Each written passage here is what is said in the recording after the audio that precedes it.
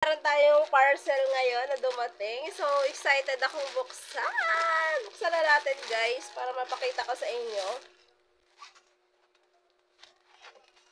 Nandahanin natin kasi. Tada! Oh my God! Oh! Di ba usong-uso to ngayon, yung headband? Sino ba kasi nagpa-uso nito? Ayan. So, meron kasi ako nito, guys. Ayan. So, mapalitan na natin siya.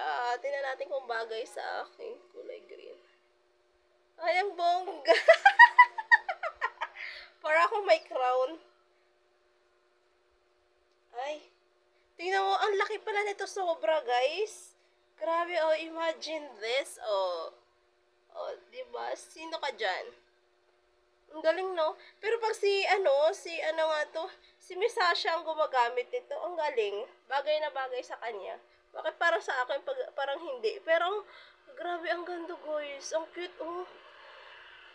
So, ito, guys, is ano siya ha? Tela. Tela ito. Ayan, oh. Tela siya. Itong naka-cover. Pero, itong nasa loob, feeling ko foam siya kasi malambot. Ayan, oh, malambot. Pero ito, tela siya. Ay, ang ganda. O, diba? May pampalit na ako dito sa isa ko.